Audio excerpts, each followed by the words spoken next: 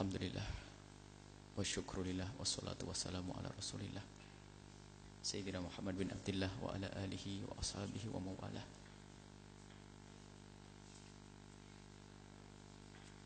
Allahumma ya Rabbana inna nas'aluka ilman nafi'ah wa nas'aluka ya Rabbana an tutahhira qulubana tuhassin furujana wa tujannibna minal maksiyati kama jannabta bainal masyriqi wal maghrib wa tunqina wa tunqiyana minad danasi kama yunqqa thawbul abyadu minad danasi warzuqna ya rabbana taubata qabla al maut wa syahadata 'inda al maut wal jannata ba'da al maut amma ba'du.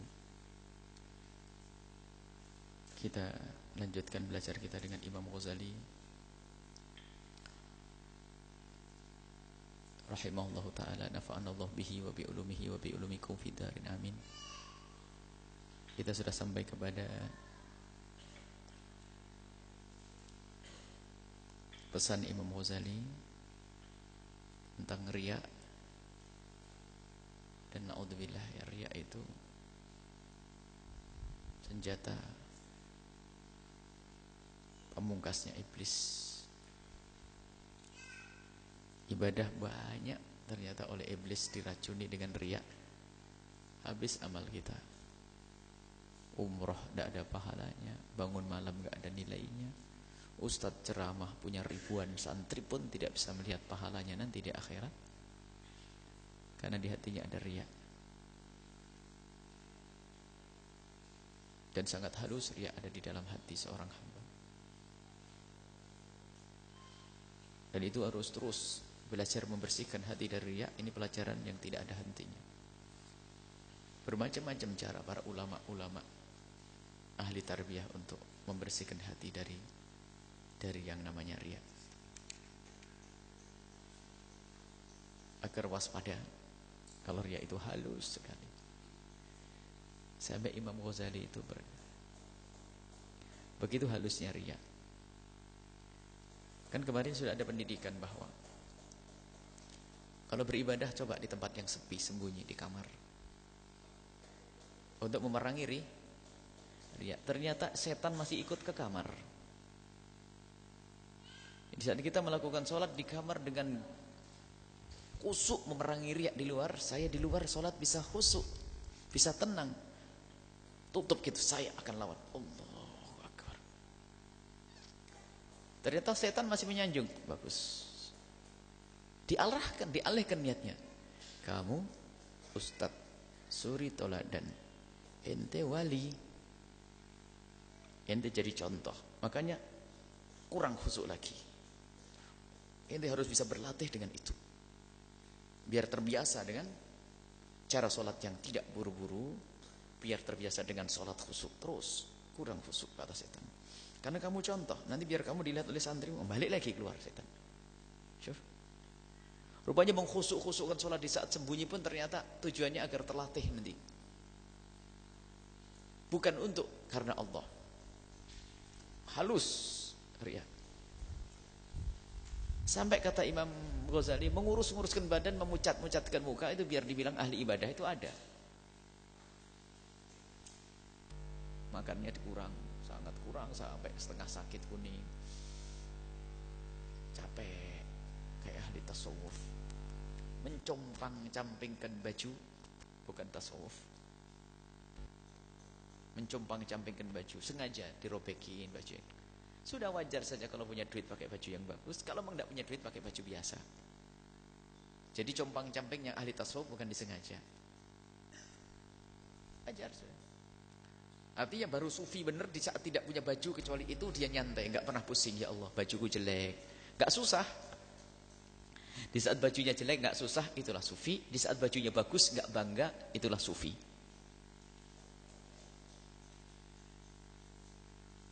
Oh dahsyat. Bahkan yang namanya riak kadang datangnya itu bukan hari itu juga. Kita berbuat baik hari ini, riaknya nanti 10 tahun yang akan datang. Ngejar terus ini setan iblis ingin meracuni. Makanya gambaran dari Nabi sangat halus sekali yang namanya riya. Makanya jangan sampai kita itu lengah urusan riya. Coba digambarkan Nabi akhfa, lebih lembut min dabibin namlatis sauda ala samratis summa fi lailatul dzulma. Ini kan gambaran luar biasa yang cermat dari Nabi yang namanya riya itu lebih lembut dari langkah kaki semut hitam di atas batu hitam di dalam kegelapan malam. Itu kan selembut di atas kelembutan. Nah, ini terlena. Sampai ternyata orang menampakkan ikhlas itu hakikat riya. Sehingga kalimat ikhlas tidak terucap di lidah. Kalau kalimat ikhlas terucap di lidah, berubah maknanya riya. Halus, hati-hati. Kalimat ikhlas tidak terucap di lidah dalam pengukuhan tentang ikhlas.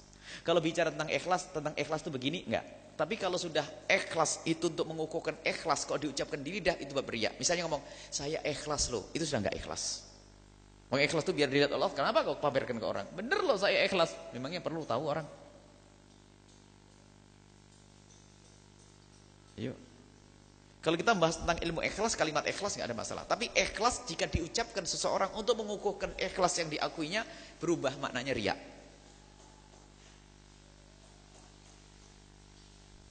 Bu, ini saya beri loh dengan ikhlas. Ngapain ngomong-ngomong? Sudah beri saja, tidak usah ngomong. Ikhlas. Kita memberi dengan ikhlas.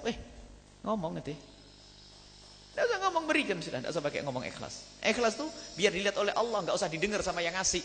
Yang diterima, terima. Kalau dia ngasih, ini saya kasih loh, saya ikhlas loh ngasih. Maknanya menjadi riya. Makanya jangan sering ngomong di saat memberi ikhlas loh ya, saya ikhlas, nggak usah ngomong itu.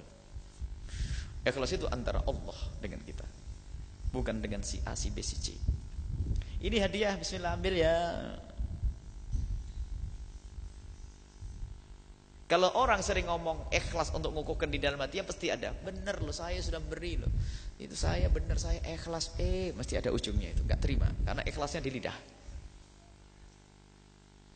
Lihat ini, berat itu.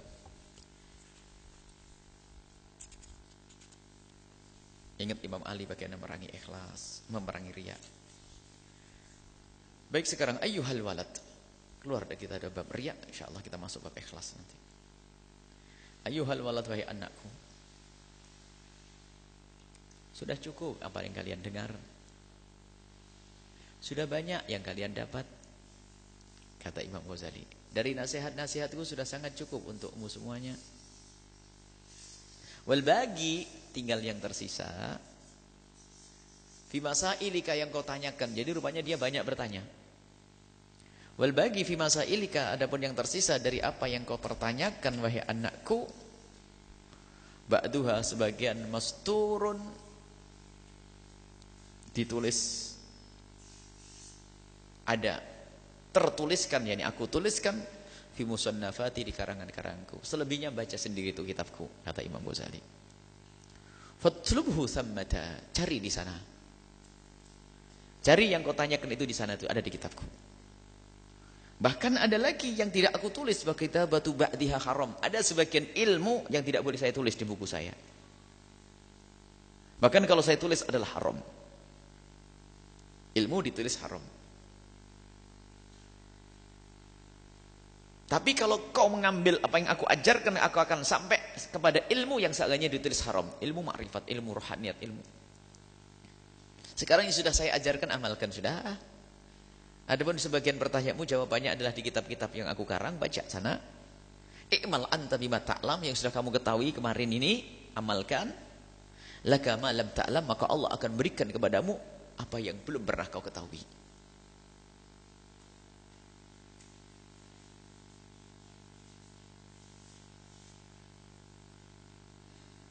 Nah, mengamalkan ilmu. Dalam hadis Nabi, kalau man alima wa amila, awrathahu Allahu ilman ma lam ya'lam. Kalau mengamalkan ilmu, Allah akan beri ilmu yang tidak pernah diketahui, ladunni. Makanya laduni itu dasarnya ilmu dulu, modal. Baru amal. Baru nanti ilmu laduni. Ada orang bandel laduni, itu gak ada laduni itu. Anak kiai ngereng naik motor sana sini, tiba-tiba bapaknya mati, laduni. Enggak ada laduni itu. Jangan percaya itu. Laduni ada rosmalnya, ada modalnya. Ilmu, ini Imam Ghazali Asy'ari. Kau punya ilmu dulu, belajar ala kadarnya, maksudnya secukupnya itu, kau amalkan baru Allah. Awrathahullahu ilman ma la ya'lam. Ayyuhal waladu, hai anakku, ba'dal yaum, setelah hari ini benar. Setelah hari ini, la tas'al, jangan tanya lagi. Ma ashkala alaika. Jangan kau bertanya lagi ma ashkala alaika, yang meragukan, membuat kamu masalah. Segala yang memuskilkan bagimu, yang membuatmu yakni problem, yakni permasalahan yang kau pikirkan, jangan kau bertanya illa bilisanil janani.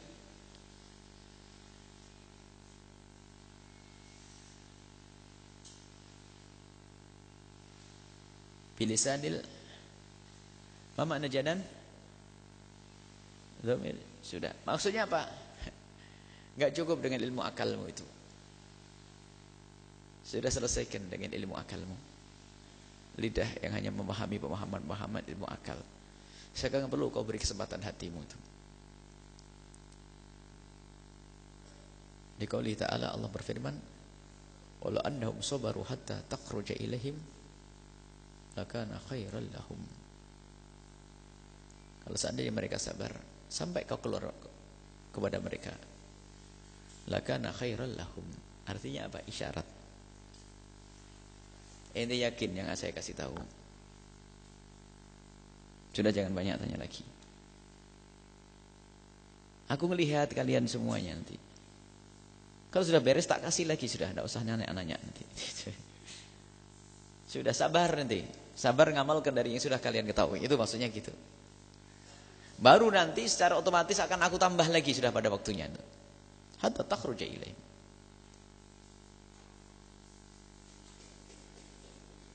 Jangan banyak tanya lagi. Ini tutup poin. Sebab orang sering banyak tanya tok tidak pernah ngamalin. Ini model itu memang. Imam Ghazali cerdas. Dan apalagi murid cerdas, pinter tanya, gimana hukumnya ini. Ente ngamalin belum? Langsung ditutup mulutnya. Lisanil janan. Yakini, amalkan, beres. Jangan banyak cerewet, jangan banyak ngomong. Nanti kalau sudah ente ngamalin itu semua, anak usai hatta takhruja ilaihim. Nanti aku akan keluar dengan ilmu baru untukmu. Waqbal nasihatal Khidir alaihissalam hina qala, maka terima nasihatnya Khidir waktu ngomong. Khidir bertanya, fala tas'alni, sudah belajar begini jangan banyak tanya lagi. Fala tas'alni, jangan kau tanya kepadaku an syai'in, tentang sesuatu. Sudah ente percaya saja sebagai murid. Nasihat-nasihat ini sudah percaya. Kebenaran diambil dari hadis Nabi, riwayat dari orang-orang soleh. Sudah ente dengar di sini, jangan pusing. Jangan pakai perbandingan lagi sudah. Apalagi pakai renungan lagi. Kau telan tuh, ambil tuh. Jalankan fala tas'alni an syai', setelah itu jangan tanya lagi. Hatta uhditsa laka minhu dzikra, sampai nanti aku yang cerita sendiri.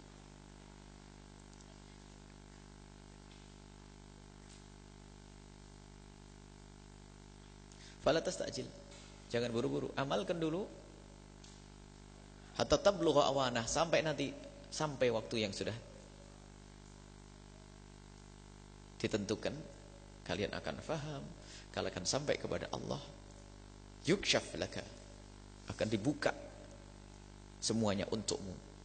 Wa tarahu, dan kau akan melihat keajaiban daripada ilmu yang kau amalkan. Penekanan dari Imam Ghazali, sudah nak ya, sudah banyak kalian dengar tadi, kau amalkan sudah. Dan percaya kau dengan omonganku.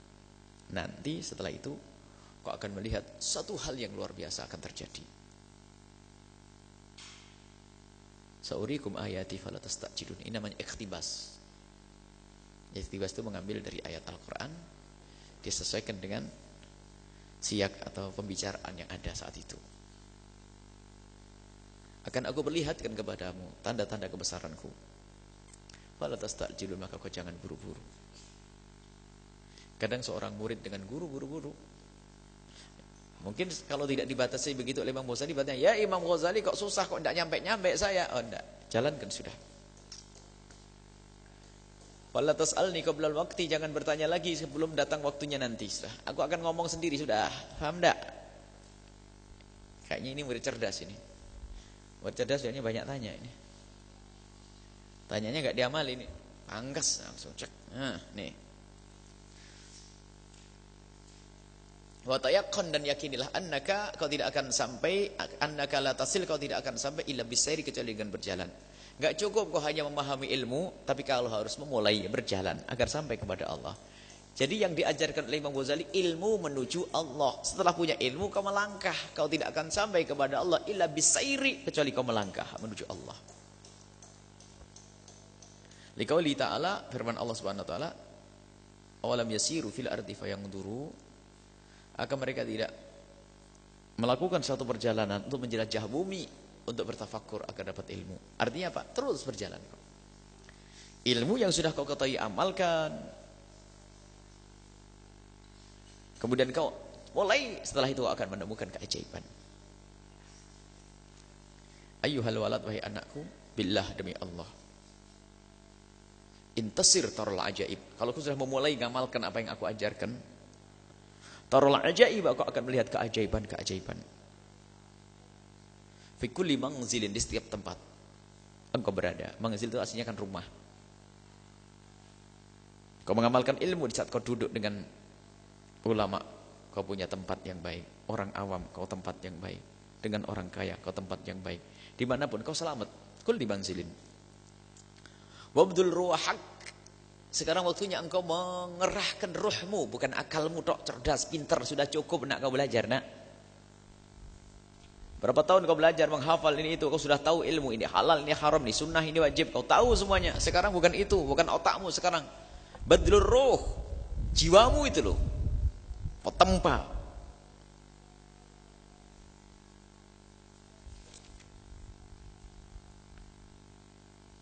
Fa inna ra'sa hadal amri, sebab dalam hal ini menuju Allah ini yang terpenting, ra'sul mal, modal terbesarmu adalah badlur ruh, mengorbankan roh, jiwa.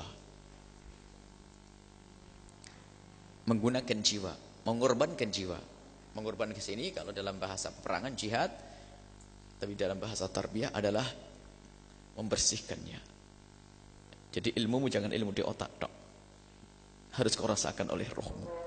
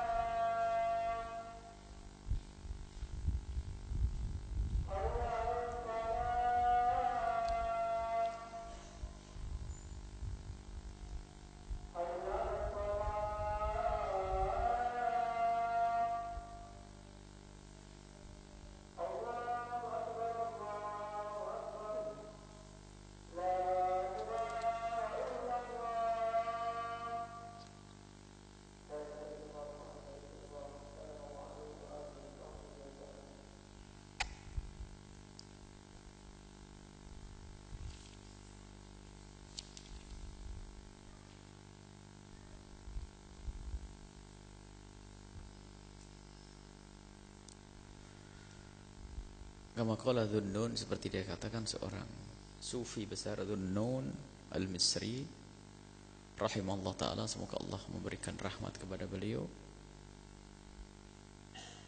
li ahadi talamidhihi, kepada salah satu dari muridnya, in qadarta ala badlir ruhi fata'al, kalau engkau bisa mengerahkan rohmu, ayo ke sini. Merangi hawa nafsu, mengamalkan ilmu, bukan untuk di otak cerdas obrolan. Jadi kalau mau belajar tasawuf nih, ada ilmu, kemudian kau amalkan, kau rasakan dengan hatimu, itu baru. Wa illa, kalau enggak, kata Dhunnun al-Misri, kalau engkau tidak segera beramal, tidak segera melangkah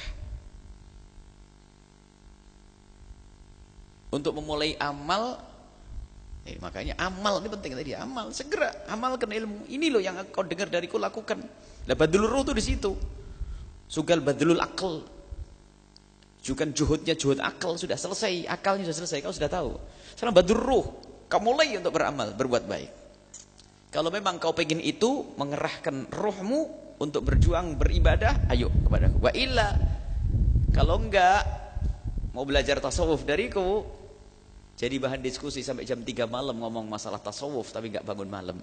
Namanya fa illa fala tastahil bi turhati sufiyati. Kalau enggak, jangan. Jangan sampai kau sibuk urusan omongannya ahli tasawuf. Turohat itu adalah dusta-dusta ahli tasawuf. Jadi bukan Imam Ghazali memerangi tasawuf, jadi ada tasawuf hayal. Tasawuf yang sejati adalah indah, tasawuf sufi. Tapi ada tasawuf palsu, ceritanya yang aneh-aneh tok. Ibadah mah enggak, bangun malam enggak, sholat enggak, aduh, enggak dekat kepada Allah. Tapi ceritanya tentang maqamat, wilayah, hafal 1000 wali kutub. Ini wali kutub, wali kutub, wali kutub, wali kutub. Ente cerita tentang keramatnya wali, dahsyat, paling pintar cerita keanehan para wali. Jago dia. Karena radhiyallahu ta'ala anhu kada wa kada. Ente yaqumu bil laili, setiap malam salatnya 500 rakaat. Ente setiap hari masya Allah keramatnya dia adalah setelah orang meninggal dunia. Setelah beliau meninggal dunia, orang baru terasa ternyata janda-janda di situ yang membiayai adalah dia. Ente ini masih cerita baik, kadang-kadang khayal, keramat yang aneh-aneh. Nah, tasawuf bukan tasawuf itu. Tasawuf istiqomah sudah. Jangan biasakan ngomong yang aneh-aneh. Tentang maqamat itu bukan untuk orang awam. Ya. Insyaallah ada ini kita akan masuk nasihat khusus dari Imam Ghazali.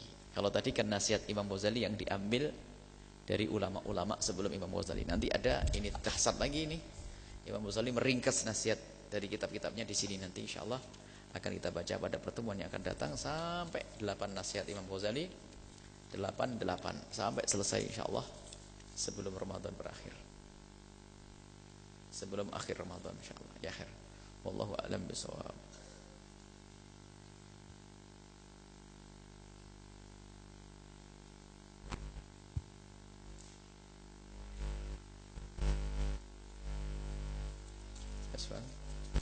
Bismillahirrahmanirrahim.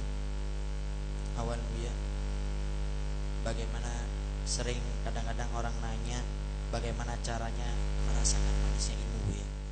Kemudian yang kedua ada titipan pertanyaan ilmu Buya. atau amal? Manisnya ilmu. Kemudian yang kedua, apakah memang dalam Islam itu ada istilah kesurupan Buya? Apa itu? Kesurupan dalam Islam. Surah.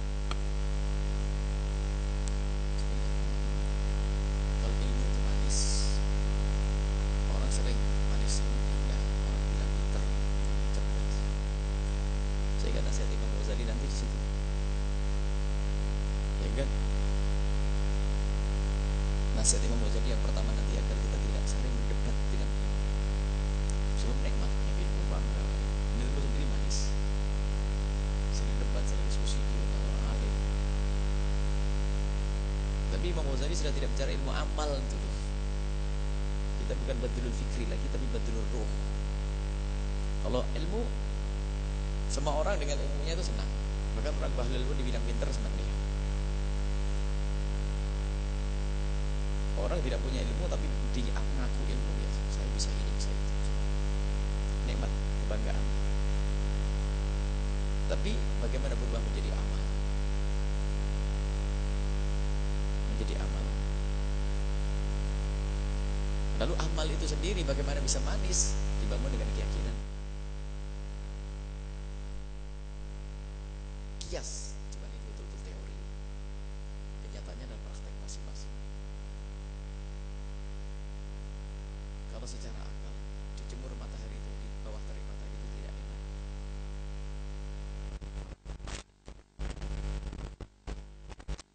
Ternyata ada orang dilarang marah. Sesuatu yang dinikmati dibalik itu semuanya. Contoh bapak petani itu, yang lagi mau nanam padi dan sebagainya, itu kan kena terik matahari. Coba kalau besok kita sebagai Pak Kepala Desa punya undang-undang, semua orang di kampung sini tidak boleh ke sawah. Ribut sama, wah, real kita digerebek. Padahal kita melarang kena terik matahari. Kenapa kok dia senang ke sawah? Karena terik matahari setiap hari. Karena ada di balik itu ada keyakinan. Bahkan bukan sekedar keyakinan, dugaan nanti akan panen, keluar duit, nyenangkan istri, anak. Begitu yang kerja di bawah panasnya atau dengan deru mesin, kemudian panasnya ruangan bekerja dan seterusnya, dia bisa bertahan karena apa? Ada harapan. Sehingga panasnya itu menjadi manis kalau ingat akibat yang akan didapatnya nanti, duit. Gak apa-apa, ini sebentar saja, nanti saya dapat duit. Mestinya juga begitu urusan orang beribadah itu adalah kayak begitu. Cuman Imam Haddad menceritakan bahwasanya ada sebagian orang menemukan manisnya iman itu ada setelah 20 tahun mujahadah. Tapi ada orang menemukan manisnya iman, dan kita harus menuju ke sana. Sehingga tiba-tiba di saat dia tidak bisa bangun malam menangis terseduh-seduh. Ada apa? Bangun malam saja kok nangis? Gak bisa bangun malam nangis, kan masih ada besok. Berarti dia sudah menemukan manisnya iman. Dan seperti itu, dan itu berproses. Manisnya ibadah, manisnya iman, halawatul iman ditandai dengan manisnya ibadah. Senang dia beribadah. Seperti itu. Semuanya bercoba ya kita berlatih mengamalkan ilmu. Kita ingat ada janji Allah, kemudian kita ingat ini untuk mencari ridho Allah. Kita ingat kalau melanggar ada hukuman Allah. Terus kalau itu ada keyakinan itu tertanam di hati, secara otomatis terprogram itu. Mulai tidurnya sudah diatur. Tidur sore. Kenapa? Biar jam 4 bisa bangun, nanti langsung pergi ke tempat kerja, ke pabrik rotan, pabrik rokok, yang rokok ini. Ini yang jual dan yang pabrik rokok di daerah Jawa Timur sana itu mulai jam 4 sudah bangun. Ribuan orang. Rutin itu jauh usah pakai telepon. Kamu berangkat ya, enggak ada itu semua. Itu sudah mengkondisikan sendiri sampai istirahatnya. Karena apa? Kerja capek. Tapi ada harapan setelah itu dapat 500.000. Bagaimana kita tidak? Nah, kita membangun keyakinan. Sehingga membangun keyakinan itu membantu kita untuk mudah beramal baik. Wallahu a'lam bishawab. Adapun yang kedua, ada istilah masruq. Ada hadis Imam Ibnu Hajar al-Asqalani ini menyebut tentang orang masruq. Sampai ada wanita itu sering masruq. Kayak ya kesurupan. Nah, masruq itu tiba-tiba, kalau bahasa kita kesurupan, atau masul jin dalam istilah Al-Quran. Orang makan riba tidak akan beri illa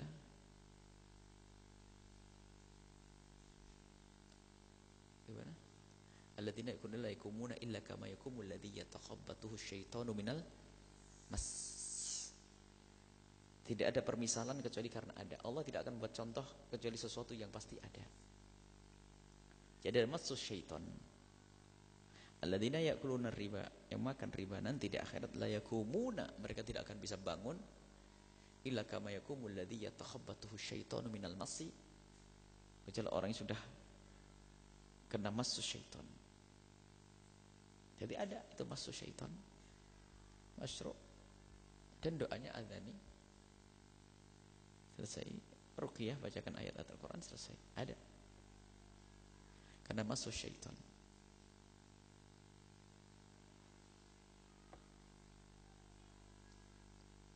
Jadi ada istilah-istilah seperti itu. Seorang wanita datang ke Rasulullah, ya Rasulullah, aku biasa masyru' seperti ini. Aku pengen sembuh ya Rasulullah. Aku malu, aku sering terbuka auratku. Rasulullah memilih. Enggak gini, ya Rasulullah, aku malu, aku sering terbuka auratku. Lalu Nabi menawarkan, jika kamu sabar, surga tempatmu. Kalau mau kamu aku doakan sembuh, aku akan doakan sembuh. Wanita tersebut milih, ya Rasulullah, biar aku enggak sembuh kayak begini, tapi aku dapat surga. Cuman aku minta tolong ya Rasulullah, doakan aku di saat aku masru' tidak ada yang tersingkap dari auratku. Orang mulia itu masih ingat itu. Padahal kalau orang masru' tersingkap auratnya tidak dosa. Tapi dia minta, ya Rasulullah, doakan aku jika aku di saat masru', di saat aku kayak kesurupan, auratku tidak tersingkap. Didoakan Nabi, dan di saat kesurupan tidak tersingkap, ahli surga.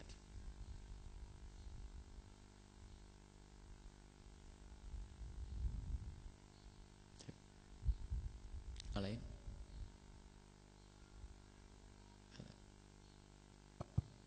Bismillahirrahmanirrahim. Assalamualaikum warahmatullahi wabarakatuh. Assalamualaikum warahmatullahi wabarakatuh.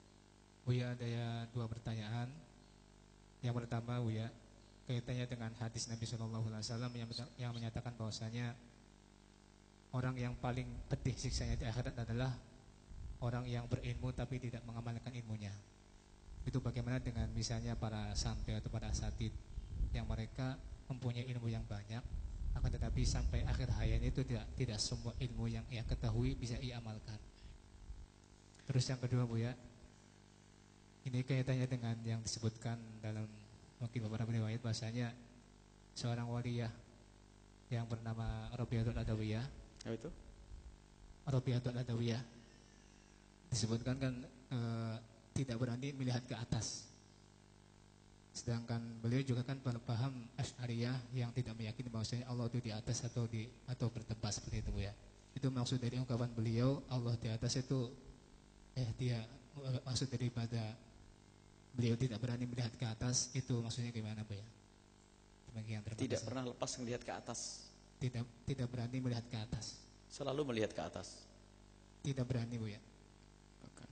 Tidak. Baik. Baik. Syukuran. Assalamualaikum warahmatullahi wabarakatuh. Bismillahirrahmanirrahim. Masalah yang dihukum oleh Allah seorang alim itu adalah urusan kewajiban. Kalau urusan sunnah tetap sunnah. Jika ada seorang alim tidak melakukan sholat duha sampai mati, ya dia tidak dapat keutamaan sholat duha, tidak akan dihukum gara-gara sholat duha. Akan tapi adalah masalah keharuman. Dia ngerti itu haram. Tapi dia melanggar. Nah, itulah yang paling busuk.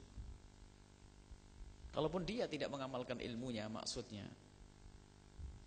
tidak mengamalkan ilmunya, ilmu halal haram di sini untuknya. Itu yang akan menjadikan dihukum. Ilmu keharaman. Kalau ilmu sunnah tetap sunnah, masalah keutamaan. Seorang ustaz menghimbau bangun malam, tapi dia tidak bangun malam sepanjang hidupnya, tidak dosa dia. Hanya dia kehilangan keutamaan. Dia orang tertipu dia. Berarti dia meyakini yang diomongkan, berarti hanya mendengar cerita. Kalau yakini tentu dia akan mengambil bagian itu. Kalau dia tidak meyakini berarti dia bagian ahli neraka. Dia omongnya hanya ilmu kalam saja, ilmu lidah saja. Yang dikatakan ulama su' yang bagaimana khutbah ummati, khutbah penceramah-ceramah dari umatku itu nanti yang ada di neraka jahanam. Khutbah penceramah dari umatku. Hadis langsung nas khutbah ummati. Khutbah penceramah. Hati-hati jadi penceramah. Bisa mengatakan ini haram tapi dia melanggar. Kalau urusan sunnah tidak akan dihukum oleh Allah Subhanahu wa taala. Kisah Rabi'ah Adawiyah, kita tidak pernah dengar kisah itu tidak disebut kejahatan. Imam Ali Zainal Abidin, beliau adalah tidak pernah berani mendongak. Sepanjang perjalanannya adalah runduk. Ternyata makna lain apa? Dia sangat tawadhu, pantang dia mengangkat. Karena tawadhu. Bukan karena Allah di langit, enggak ada hubungannya itu.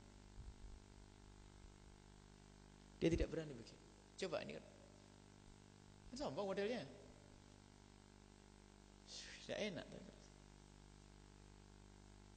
Tidak berani mendongak bukan karena Allah ada di atas, bukan melihat Allah di atas. Imam Abu Yazid Al-Bustami waktu tawaf di Mekah pingsan melihat ke atas. Sehingga datang kepada orang soleh, dikasih tahu bapaknya ambil kurma di pasar, jangan ngomong-ngomong. Dia ambilkan, masukkan ke mulutnya Abu Yazid. Enggak nangis lagi. Kenapa?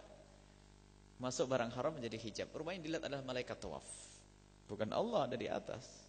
Kalau seandainya Rabi'ah Adawiyah, yang dilihat tentu malaikat, bukan Allah dilihat. Allah tidak bisa dilihat oleh ahli dunia. Khusus kepada mana bisa saja khilaf di antara ulama. Jumhur ulama akidah Ahlussunnah wal Jamaah mengatakan Rasulullah tidak melihat dengan matanya. Imam Nawawi mengatakan qadiyat, Imam Nawawi mengatakan melihat. Ini khilaf. Tapi selain Nabi Muhammad enggak ada. Tidak bisa melihat Allah di dunia. Jadi pasti bohong itu kalau dinisbatkan dari Rabi'ah Adawiyah melihat Allah. Enggak, Rabi'ah Adawiyah bukan Nabi. Nabi Muhammad saja khilaf. Nabi Muhammad khilaf. Apakah betul waktu Isra Mi'raj Nabi melihat Allah dengan mata kepala beliau yang suci? Jumhur ulama mengatakan tidak melihat. Karena itu hanya bisa dilihat di akhirat. Qadiyat, Imam Nawawi mengatakan bisa dilihat. Ini khilaf. Baik.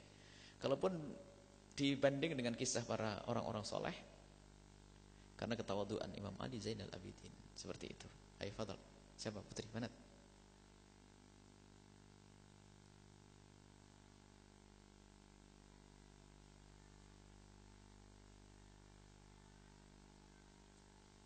Kenapa tidak bisa?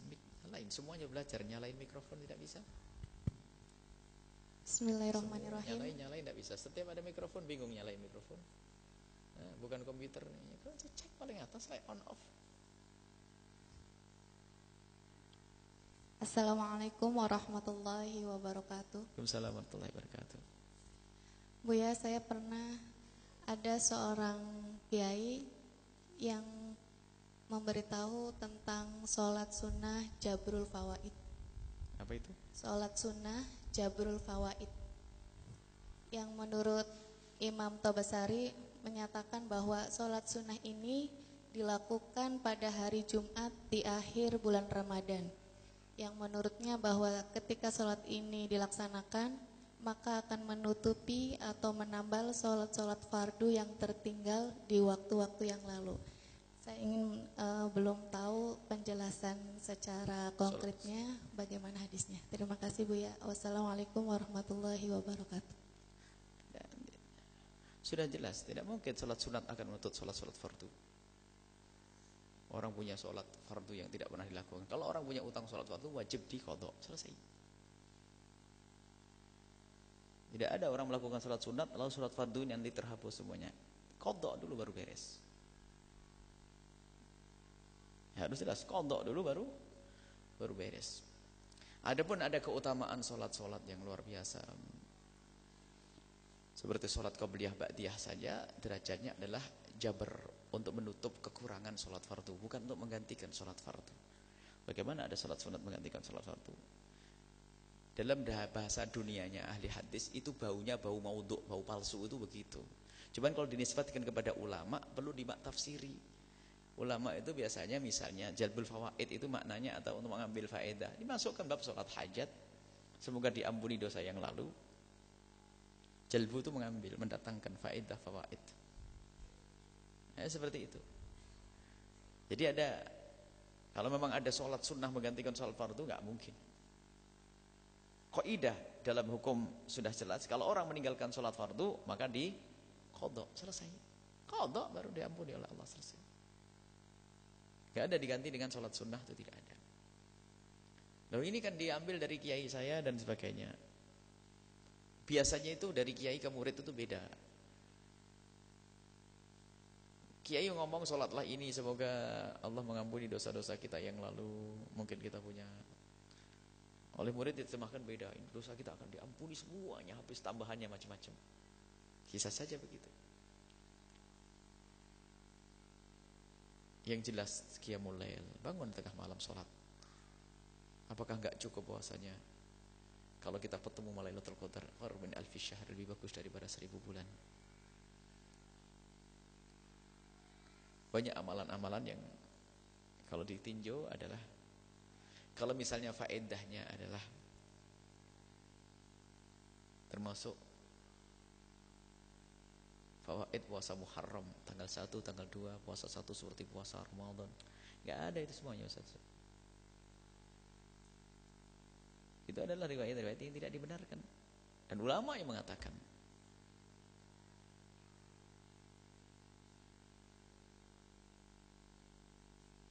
ada memang betul riwayat seperti baca qul huwallahu 3 kali keutamaannya, tapi tidak bisa disamakan keutamaannya. Jadi ada keutamaan kok, tapi tidak bisa menggantikan. Tidak bisa menggantikan. Kan tadi ceritanya punya utang, ya nggak bisa, qadha dulu dong baru. Kelihatannya salah dari yang menyampaikan saja. Kita perlu lihat teksnya seperti apa, penyampaian dari guru tersebut kayak apa.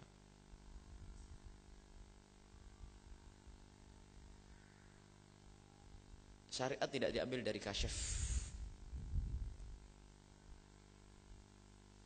Ibu Musnadi yang ngajari bukan saya. Kasyaf enggak berlaku dalam syariat. Kasyaf bisa diikuti asalkan tidak bertentangan dengan syariat. Misalnya hendaknya kita melakukan salat sunat di malam ini karena sebagian waliullah dapat ilham malam seperti ini datang penyakit. Itu masih mungkin. Salatnya adalah salat sunnah. Kan ada satu berita bahwasanya setiap malam ini akan datang penyakit, maka hendaknya kita melakukan salat. Jadi berita tentang penyakit kasyaf. Dan mungkin tidak bertentangan dengan syariat. Mungkin Allah menurunkan penyakit di malam itu, mungkin. Rebu Bekasan misalnya itu, ya. Kan ada berita bahwasanya ada waliullah yang mengatakan bahwasanya di malam itu akan datang penyakit, maka hendaknya kamu melakukan sholat ini. Berita tentang itu iya. Tapi anjuran sholatnya sesuaikan dengan syariat. Sholat apa? Kalau sholat sunnah saja ya boleh. Tapi kalau membuat sholat Rebu Bekasan jadi bid'ah. Sholat sunnah saja. Untuk menolak balak dengan ibadah. Kalau perlu enggak sedekah 5 juta, 10 juta, itu bisa dirubah itu. Yang penting amalannya tidak boleh bertentangan dengan syariat. Ada sebagian ekstrim langsung bid'ah. Kenapa? Bukan dari Nabi. Loh, sholatnya dari Nabi. Kita dianjurkan sholat di saat kita ada dugaan macam-macam, minta hajat, ingin diangkat bencana. Kalau misalnya kita mendengar berita ada bencana di sana, kita melakukan sholat hajat, semoga Allah mengangkat bencana. Atau kunut nazilah. Biarpun bencananya kita tidak melihat sendiri. Nah ini berita wali. Wali kan bisa dipercaya. Mungkin dia kasyaf bahwasanya hari ada penyakit. Tapi jangan jadikan wajib. Seolah-olah jadi wajib. Ya enggak percaya tidak ada masalah. Oh bukan Nabi kok dia. Oh kualat enggak bakal kualat. Anda enggak percaya. Ya enggak ada masalah. Oh, bukan. Cuman permasalahan sekarang pengikut kelompok ini, pengikut ahli Rabu Kewasan juga keras. Kalau ada orang ngikari langsung ini Wahabi misalnya begitu. Nah, ini urusan masalah sederhana. Kalau kita enggak percaya dengan berita dari wali, enggak ada kewajiban saya mempercayai. Omongan si wali si A, si B tidak wajib mempercayai. Ukuran kita adalah syariat. Kalau bertentangan dengan syariat sangat tidak wajib. Kalau sesuai dengan syariat, yang wajib kita patuhi syariat, bukan omongannya wali. Cukup kita tidak usah berurusan dengan bualan turohatnya sufiyah tadi sudah. Kadang orang lebih percaya dari wali daripada syariat Nabi. Wa qala Syekh fulan Barang siapa mengatakan begini. Dari dulu Nabi sudah ngomong gitu, tidak pernah didengar. Baru giliran wali yang ngomong didengar. Ini aneh bener. Ini loh kedangkalan kita itu. Wali adalah ahli karamah. Tapi jangan sampai kita tuh salah. Jadi kalau ada orang tidak mempercayai tentang keramatnya, kalau tidak percaya keramat tidak dibenarkan ada karamah. Cuman kalau ada berita tentang wali begini, ya nggak ada masalah, tidak sampai derajat syirik, nggak ada masalah. Bagaimana kalau saya tidak percaya kalau Sunan Kalijogo tidak sholat sampai bertapa? Boleh nggak percaya karena bertentangan dengan syariat. Masa bertapa sampai nggak sholat? Apakah keluar dari? Enggak keluar. Saya percaya Sunan Kalijogo, bener ada Sunan Kalijogo. Tapi kalau harus Sunan Kalijogo bertapa sampai meninggalkan sholat, kecuali saya tafsiri Sunan Kalijogo di saat dia bertafakur hilang sudah akalnya, sehingga dia dalam keadaan seperti itu hilang akal, marfu'ul qalam. Kita tidak boleh membenarkan sesuatu yang batil, baru takwil. Sehingga Imam Abdul Wahab Sya'rani lebih penting kita menakwili para wali yang dia bisa dosa. Al-Quran saja ada takwil kok. Wali ditakwili. Mungkin dia akalnya sudah dicabut oleh Allah. Sehingga Sunan Kalijogo jago kali. Sehingga waktu itu betul akalnya sudah dicabut. Majdub tidak sholat gak salah. Wali mungkin majdub akalnya. Jadi makomnya makom orang gila. Di dunia gak berlaku syariat. Tapi bisa waliullah. Harus ada rambu-rambunya kita ini. Cuman kadang-kadang kita ini harus, kadang itu keramat palsu, dibuat sama muridnya saja, hanya pengen gedekan gurunya. Ini kacau lagi, ini zaman sekarang punya keramat macam-macam. Ngalang-ngalai para wali songo, ngalang-ngalai sahabat Nabi. Akhir zaman, min karomati kada wa kada wa kada, min karomati kada wa kada.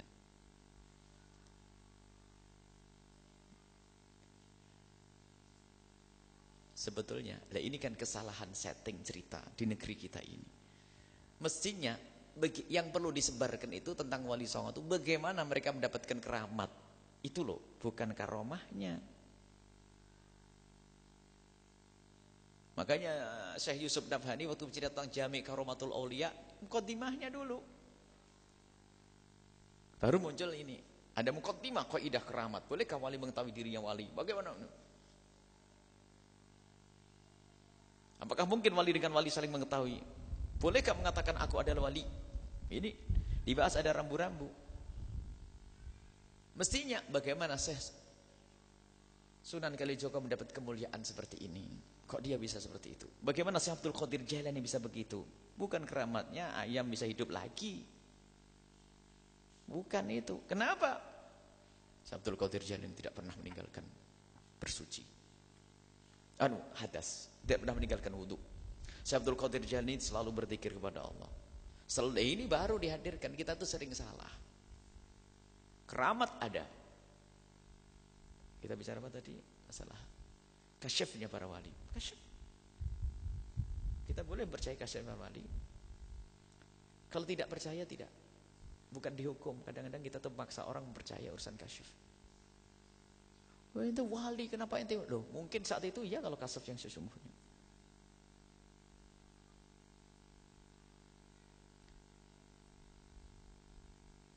Makanya di kalangan wali ahli ilmu hampir tidak kebaca keramat-keramat seperti itu.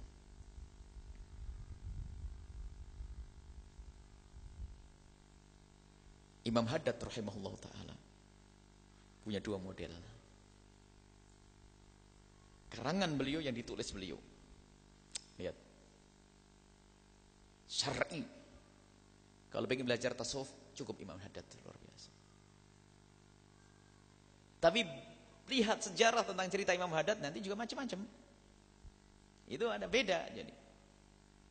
Makanya Syekh Abdul Wahab Sya'rani hati-hati ada orang bercerita tentang saya itu banyak kemasukan kayak kil wa qol, itu bisa bermasalah kepada saya.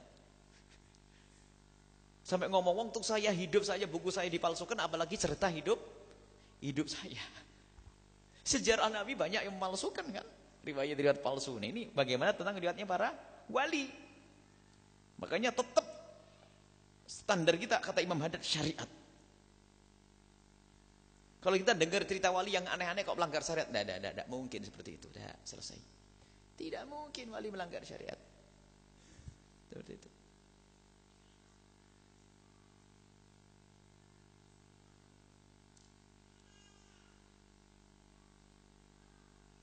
Manakib, perlunya manakib, kenal manakib.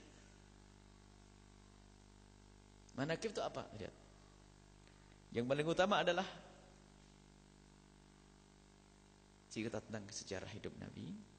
Di situ ada dikhususkan Syama'il Muhammadiyah dan sebagainya. Nabi mukjizat ya. Tapi tidak cukup kita mengenal mukjizat Nabi, keanehan-keanehan bukan begitu, tidak. Tapi bagaimana akhlak Nabi dengan ini? Dengan orang Yahudi, dengan orang ini. Lah kita perlu itu. Jangan sampai kita cekoi untuk percayai keramat-keramat seperti itu. Akhirnya apa? Hanya bisa berbangga tok. Tapi bagaimana kita bisa meniti sampai mendapatkan karomah seperti itu yang harus dihadirkan. Nah ini ada kaidah yang kita itu kadang dilupakan. Sampai berantem ini gara-gara, masa iya? Oh nggak boleh ente suul adab sama. Loh, kalau sang alim itu mungkin dia seperti itu, kan ceritanya itu loh, bener enggak yang bawa ente? Wong hadis saja perawinya harus dicek. Ini dusta atau tidak dusta. Makanya hati-hati. Sampai afatul matbu' fil adba'. Matbu' itu banyak rusak gara-gara atba' pengikut.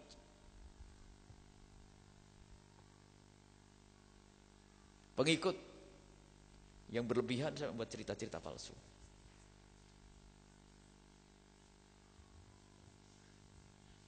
Hanya kalau tidak pakai rambu-rambu sini ada nyebar berita nanti di sana Buya Yahya begini, bohong itu kan kacau nanti.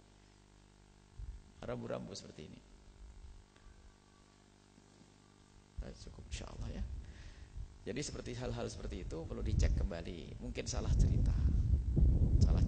Tidak ada sholat sunnah bisa menggantikan sholat fardu. Wallahu a'lam bishawab. Assalamualaikum warahmatullahi wabarakatuh. Assalamualaikum warahmatullahi wabarakatuh. Buya ada pertanyaan titipan. Apakah benar ada zikiran masalah ilmu laduni, Buya? Apakah ada zikiran agar mendapatkan ilmu laduni? Karena di suatu pondok melakukan zikir agar mendapatkan ilmu laduni. Mungkin cukup sekian, syukran. Assalamualaikum warahmatullahi wabarakatuh. Ini biasanya zikir diminta oleh santri malas.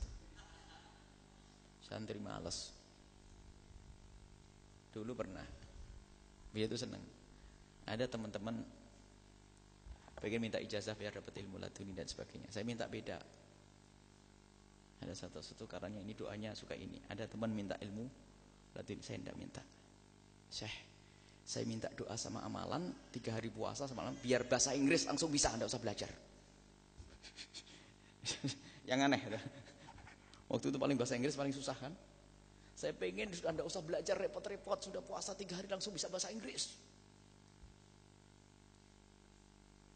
Jawabannya Pak, ente malas belajar. Nah sama jawabannya itu untuk dia. Ente malas belajar bahasa Inggris. Betul. Ini yang minta ilmu laduni itu adalah malas belajar dia.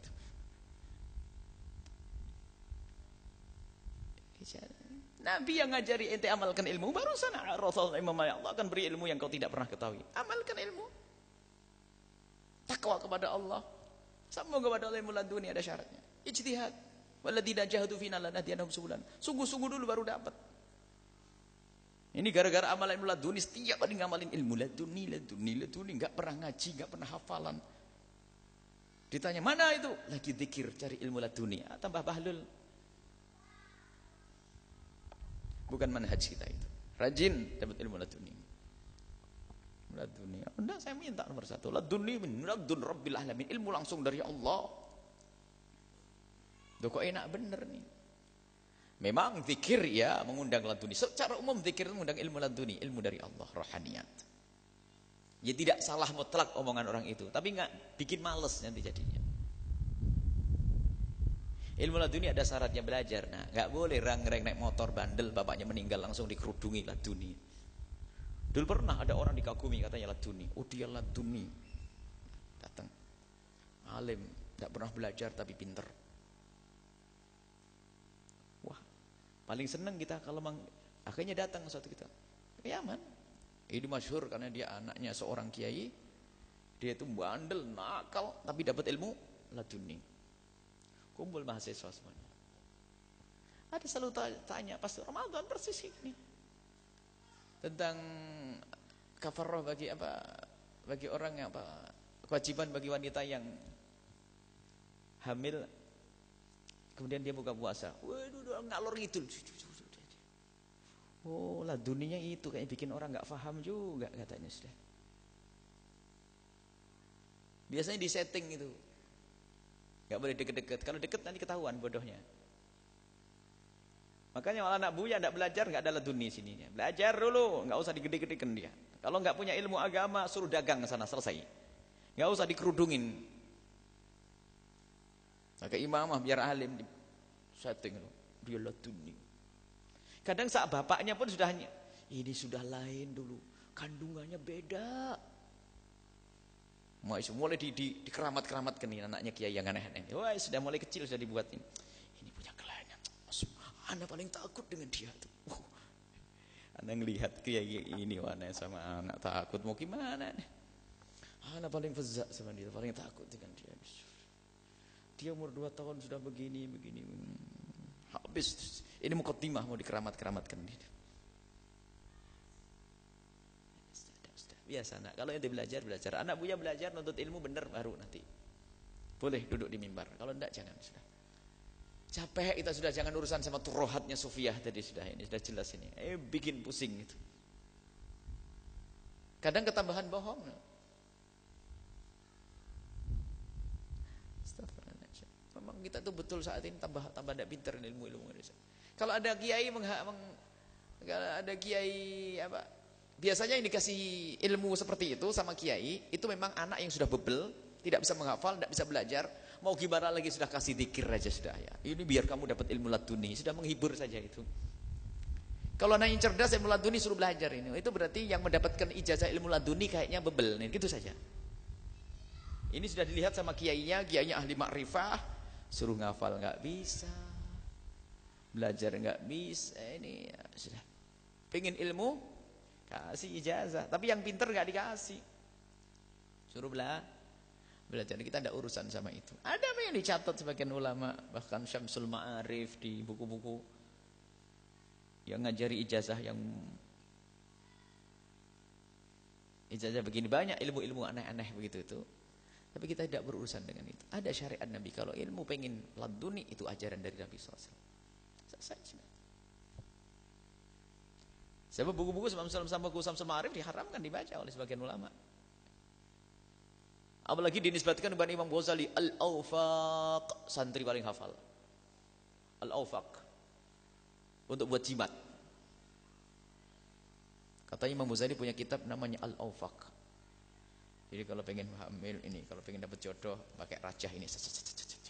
Ini. Jadi, wah ini paling disenangi sama santri yang pengen jadi dukun malas belajar tuh. Seneng paling kitab Awfaq.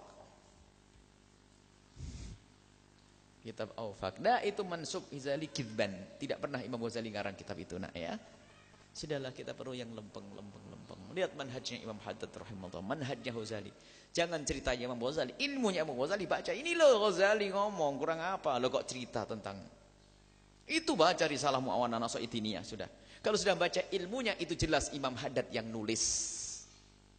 Sementara tulisannya saja bisa dipalsukan sama orang, apalagi cerita. Makanya Buya itu lebih, kalau mengambil cerita itu selalu Buya pilah yang sesuai dengan syar'i. Yang aneh-aneh sudah saya pinggirin, gak butuh. Cerita aneh-aneh karena perawinya siapa, kadang-kadang kebohongan, tidak mendidik. Apalagi si terakhir ini Zahra baca buku Siti Aisyah, ceritanya karu-karuan. Rupanya nulis ngarang buku itu sambil menyesuaikan dengan cara dia. Sampai Siti Aisyah seorang punya dendam, Siti Fatimah Zahra sudah senang dulu kepada si Imam Ali, macam-macam cerita aneh-aneh. Ya langsung nggak mungkin Zahra kalau begitu, nggak mungkin Imam Ali seperti itu, nggak mungkin Siti Aisyah begitu, nggak mungkin. Kita punya rambu-rambu. Masa digambarkan Siti Aisyah pendendam? atau Sayyidina Ali nggak memperhatikan istri Rasul, ini kan sudah berlebihan. Nah, ini ada model-model buku sejarah Nabi. Sampai Nabi terpesona waktu melihat Siti Zainab waktu buka rambutnya. Ini kan ini aneh-aneh ini buku ini dijual di ini harus dipangkas itu, tidak boleh dijual lagi buku itu. Tidak boleh dijual di sini. Karena itu sambil menulis dia menyesuaikan dengan pengalaman.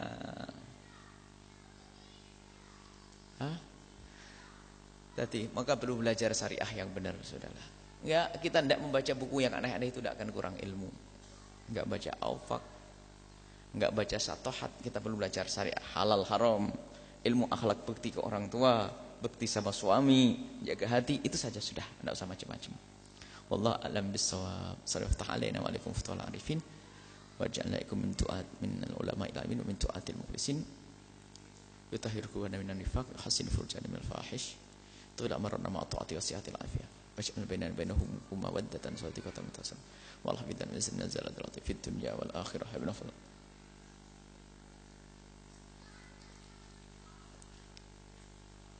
Fatihah insyaallah. Alhamdulillah ma fi istajab. Siratal ladzina an'amta alaihim alaihim waladhdallin amin ya rabbal alamin. Billahi taufiq hidayah. Assalamualaikum warahmatullahi wabarakatuh.